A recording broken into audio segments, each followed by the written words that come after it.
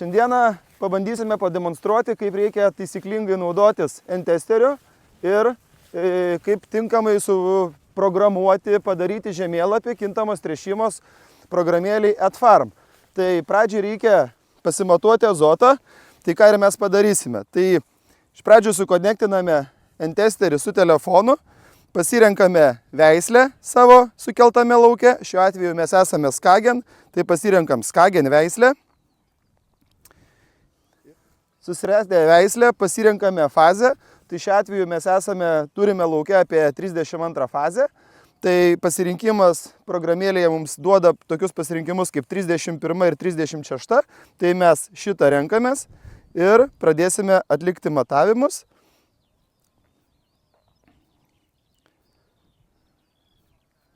Sukonektinę N-testerį. Reikia atlikti 30 matavimų, tai čia rodomi jų kiekiai, o čia atliktų kiekiai. Kol kas nematavome, tad dabar pradėkime matavimus ir po kiekvieno paspaudimo mums atsiras čia skaičiukas.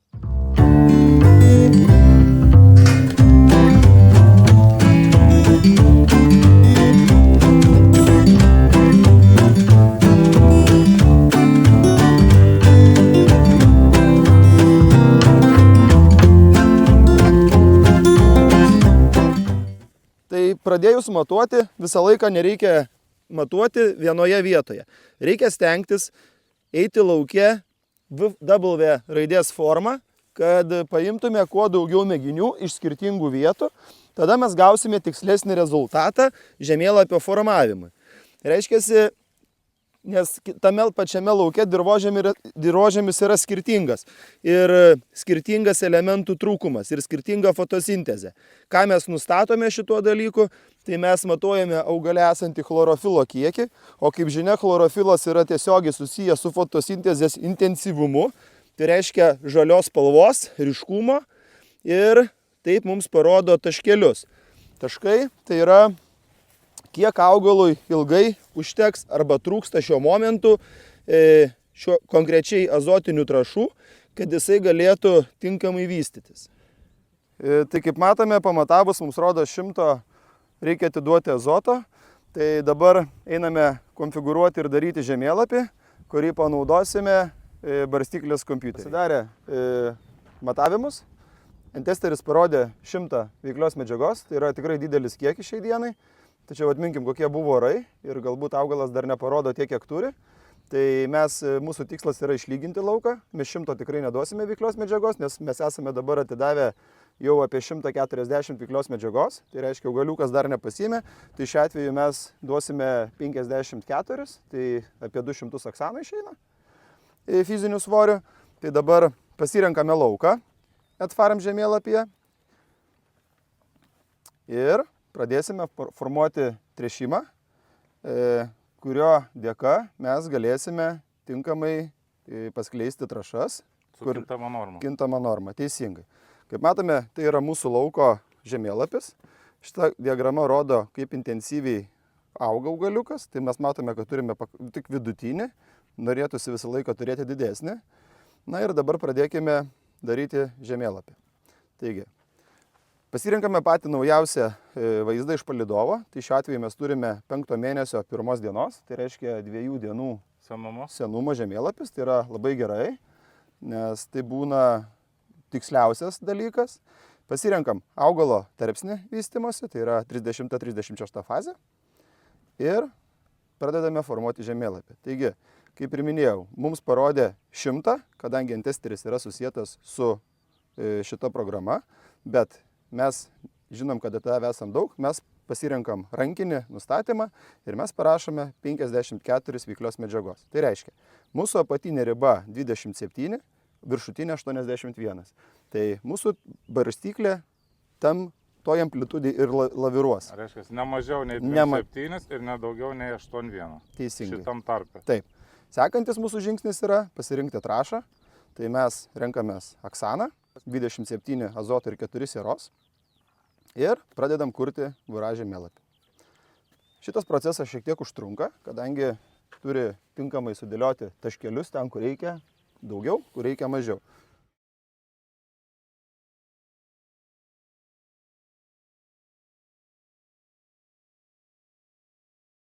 lauko krašte, ten kur dabar stovi traktorius, mes turime balą. Ir mums žemėlapis rodo, kad mums čia duos labai daug trąšų, tai reiškia 64 veiklios, nors mūsų viršutinė riba yra padaryta tik 54. Ką mes galime padaryti, tai mes galime uždaryti barstyklę rankiniu būdu. Čia ta viršutinė riba, apie kurią tu kalbėjai, tai būtent tos balos, koks tikslas mūsų, kad uždaryti tas balas? Nes paprasčiausiai palydovas mato ten, kad kaip ir retesni augalai yra toj baloj, drėgnesniai vietoje, ar galbūt jeigu yra smėlis, žvyras, kiauras dirvožėmis, ir ten mes pilsim trąšas tam, kad pilti. Teršime gamtą, gruntinius vandenis, kam to reikia. Mes naudokime produktą efektyviai ir duokime ten, kur reikia jo. Tai kadangi aš žinau, kad va šitoj vietoj ten tikrai nekulsimės, ten 3 tonos bus ne 6, ne 7 ir ne 10, tai noriu dabar parodyti, kaip tą dalyką padaryti, kad pamažinti fizinio svorio. Tiesiog nori konkretų laukelį, lauke, taip, sklypelį išjungti, uždaryti. kad toj vietoj nebūtų visiškai tręšiama. Galiu padaryti arba visiškai tręšiama nebūtų, arba galiu sumažinti normą. Arba sumažinti normą. Jo, šiuo atveju aš sumažinsiu. Nes ten vis tiek yra tų valgytojų, tų burnų, tai jom vis tiek reikia duoti to skanumyno. Bet mažiau. Mažiau, šiek tiek taip. Tai, kaip sakant, truputėlį tam. Tai kadangi dabar čia rodo 64, tai aš padarysiu kaip geras žmogus, jiem duosiu 49. Atsiranda toks taškas ir matome, kad čia yra raudona. Tai reiškia, mums duos čia didžiausią kiekį tose vietose. Tai aš pasirinkęs šičia 49 veiklios medžiagos, mums atsiranda žalias taškelis ir paprasčiausiai pelytės po spaudimu aš pažymiu. Uždažau ir man tada jau čia duos nebe 64, o tik 49. Kiekvieno burbaliuko spalva reiškia turi savo kiekį arba normą. Jeigu mes tą pasirinkom, reiškia su 49 čia užtušuodami atnešam. Taip. Jeigu mes pasirinktume šitą tamsą, čia yra 0. Jo, mes čia visai neduotume toj vietoj užsidarytų visiškai barstyklę. Taip. Aišku. Taip, sekantis žingsnis - pereiti prie ūkio. Ir tai yra suformuotas mūsų žemėlapis. Čia mums rodo šitą kreivę fizinį svorį. Ir spalva rodo, kiek mes jo atiduosim, kurioj vietoj. Primenu, kad langelio dydis skenavimo yra 20x20. Kodėl tai miniu? Nes tai yra labai svarbus, mano nuomonė, argumentas, kadangi šitame lauke yra 36 metrai ir, kaip žinia, viena pusė yra 18, kita pusė yra 18, ar ne? Ir jeigu mes turėtume 10x10 skenavimo langą, mes turėtume didesnę problemą. Nes mums tik nuo traktoriaus priekio, nuo traktoriaus rato į vieną pusę arba sekantį. Tai mes turim daug mažesnį tolygumą. O ko mes siekiam to pasiekoju? Ką mums pagelbės būtent šiame lauke, kada mes padarysim tą kintamos normos teršimo, kodėl mes jį rekomenduojam? Mes siekiame, kad iš kiekvienos lauko vietos mes gautume plius minus vienodą derlių ir kas svarbiausia, mes gautume tokią pat kokybę, tai yra klasė. Kitas dalykas, kad mes išvengtume lauko pertręšimų ir sugulimų. Tai jeigu mes geroj dirvoj daug elementų, jie pasisavinami, duodam dar maisto, ką mes padarom, susiguldom. Mes nebeturim to lygumo. Tai kad to išvengti, galbūt reikia vienai vietoj, kur reikia šiek tiek tik pakelti, tai mes tos vietos neguldom, o kitą patempim. Ir per tą mes pasidarom geresnį pačio lauko vidurkį. Nes mūsų lauko vidurkis gali būti ir taip geras. Jeigu mes toje vietoje tiek kulsim geriau, bet ten bus sugulę, mes nebeturėsim kokybės.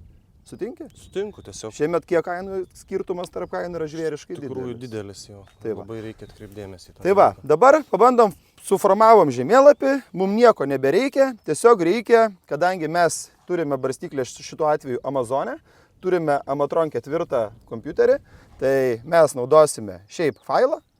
Paspaudžiame shape failas formato dokumentas, jis mums yra parsiunčiamas, mes paprasčiausių būdų parsiųstuose dokumentuose atsidarome ir nukopijavę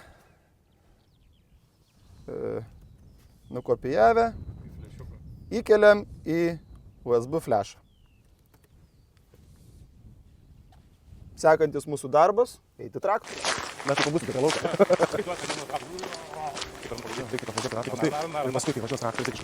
Taigi statome atmintuką į USB vietą. Kaip matome, atmintukas buvo atpažintas ir dabar pradėsime formuoti naują užduotį. Taigi, spaudžiame ir esame susikūrę jarą saitą tokį, tai dabar spaudžiame jį ir mes pasirinkę savo suformuotą užduotį, matome, kad yra pasirinkta formuotas žemėlapis. Patvirtiname jį, importuotas yra jau. Ir išmes dabar kompiuteris mūsų žemėlapį, pagal kurį dirbs mūsų tręšimo agregatas. Ir kaip matome, kintamos normos yra tikrai amplitudė didelė, nors mūsų variacijos nustatymuose nėra tokia. Tačiau pabandys dabar mūsų operatorius pademonstruoti, kaip tai veikia realybėje, filmuodama mūsų traktoriaus važiavimo greitį ir kaip barstyklė keičia normas.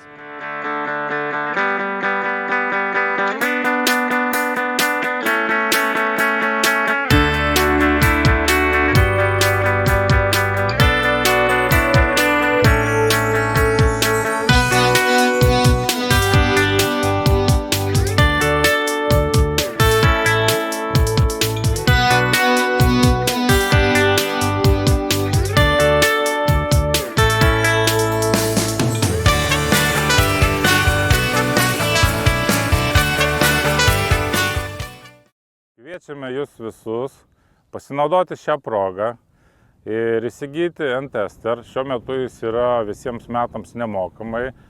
Siūlyčiau kiekvienam užsisakyti, prisiregistruoti programai AdFarm ir taupiai, tikslingai tręšti savo pasėlius ir gauti maksimalų pelną.